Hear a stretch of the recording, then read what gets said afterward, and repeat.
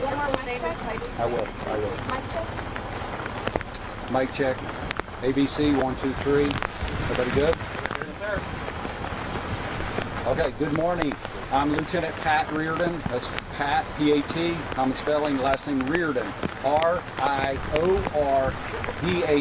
I'm the Public Affairs Officer for Troop B of the Florida Highway Patrol, and I'm joined this morning by Marion County Sheriff Billy Woods.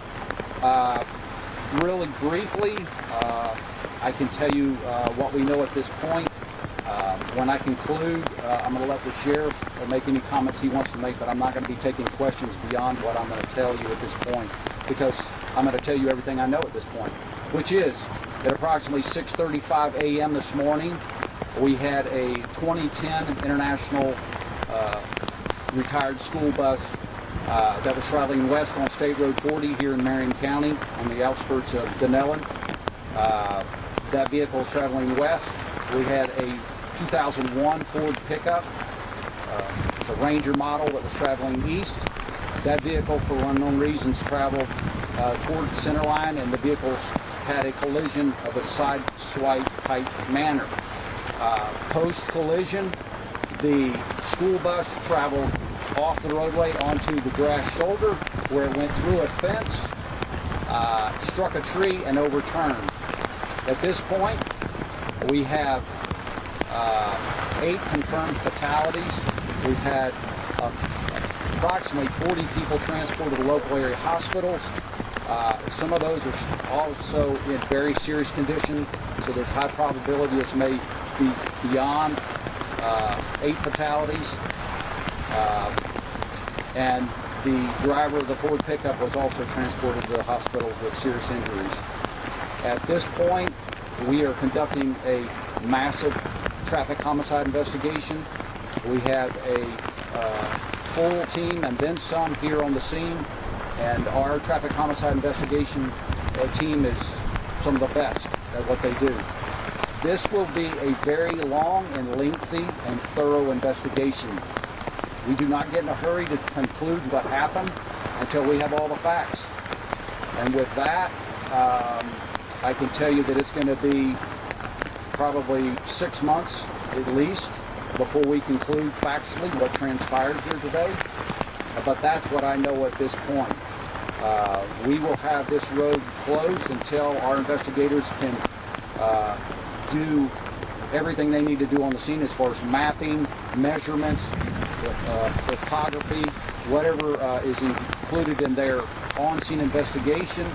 We've also been joined by our Commercial Motor Vehicle Bureau. They're going to be doing some of the legwork and the inspections on the bus that was involved. What I can tell you that there was approximately 50 people on this bus.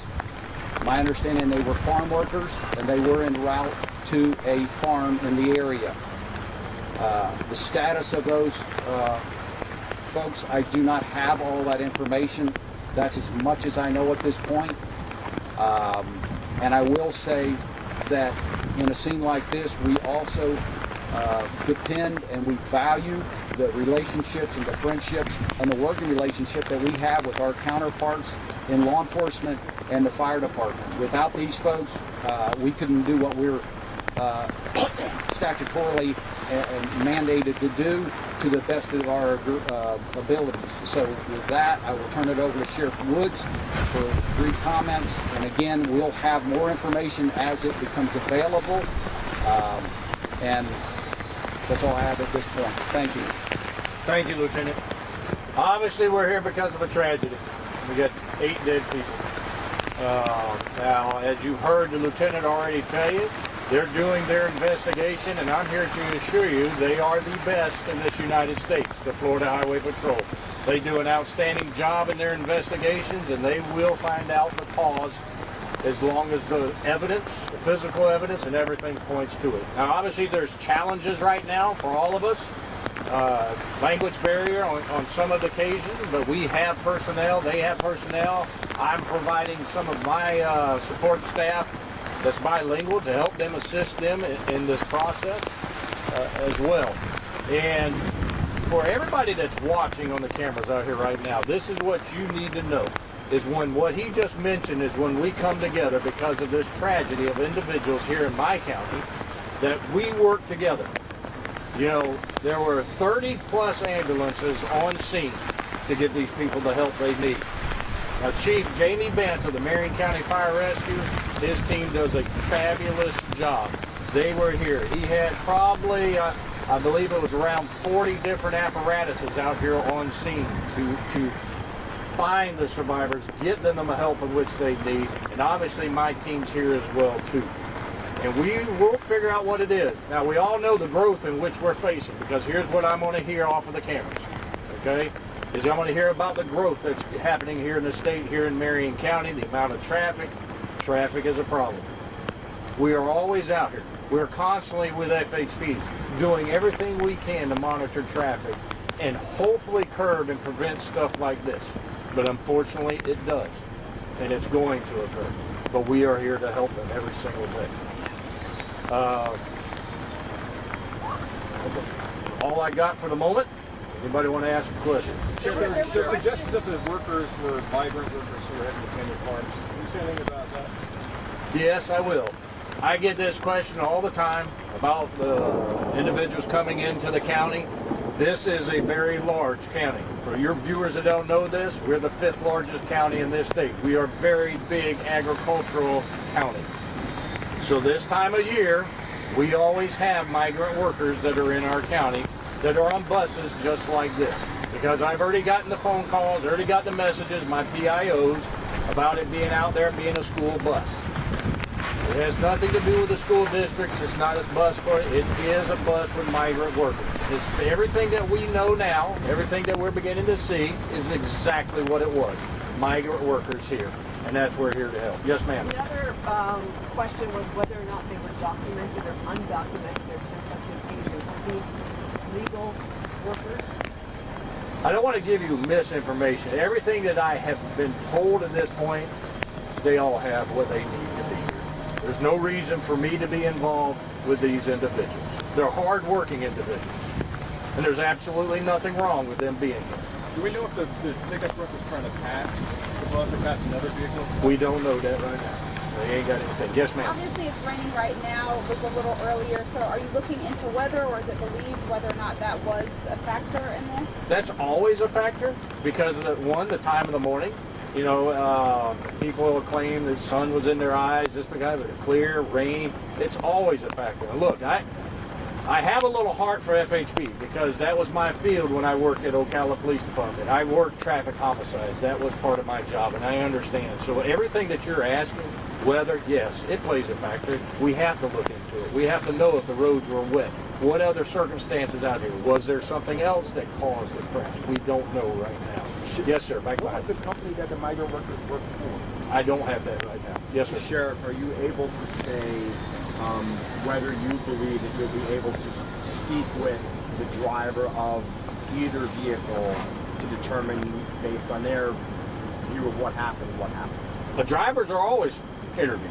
But Now, I don't are know they where capable of- FHP is in at that stage. There's a process, okay? Obviously, the main process right now is getting initial interviews, and then part of the process is collecting all this evidence, okay? And we do have deceased individuals here. So we got to, have respect for the deceased. Let's make that perfectly clear, all right? And also to ensure that we collect all evidence that helps us show what caused the crash. But is So the I'm gonna- driver of either vehicle incapacitated or I don't know. seriously injured? That I do not. I don't have an answer. Obviously, still being worked with. Do we have an age range of maybe the people that were on the bus headed? to I the do farm? not. No, ma'am. Yes, Were ma'am. there seatbelts on the bus? I do not know. Do we know if there were any outside witnesses besides the on the bus? Don't know. Sorry. Sheriff, can you say a word for the families of these victims who are undoubtedly getting horrendous news? You know, my heart goes out to them. All right? I've worked many fatalities in my career. And this is the death that you do not expect from your family members. Everybody that's standing right here and your viewers out here, this is the death that is a shock to you. And it's going to be hard on them. And rightfully so, because they just lost a loved one. My heart bleeds for them. My heart goes out to them. I pray that the good Lord will give them whatever peace that He can to make them through this. And hopefully, and I'm confident, we will have answers for the family to be able to give them closure of why we have this crash today. Have they all been notified? I do not know. All righty. One final question. Just Yes, to ma'am. reiterate how much of the road is blocked off. Is it 140th to 180th? Yep, 140th to what? 180th Avenue. Were they That's going good to a strip. watermelon farm? I don't That's know. what's been reported. I can't confirm it tonight. I don't know what that farm has in crops right Did now. you say both the vehicles were going in the same direction? No, ma'am. I One didn't. was coming this way, one was coming the other way? Correct. One was, the bus was going west, the pickup was coming east. One lane on each side? Yes. And it's no passing allowed here? I don't know where the exact point of collision was. But let me step back in here for a minute, excuse me, Chair. One, the sheriff brought up and he spoke about, I will add that although we have what we're going on right here, it's a very in-depth process. And it's been brought up, one of our priorities as well as here on the scene is to make what we call next of kin notification. That sometimes is a difficult process when folks live out of the area, but we're going to do the best ability that we can to make next of kin notification as quickly as possible. Again, I wish I could take more questions, but at this point, that's all I know. This will conclude our press conference, and we will put out more information as soon as we have more information to provide you. One more.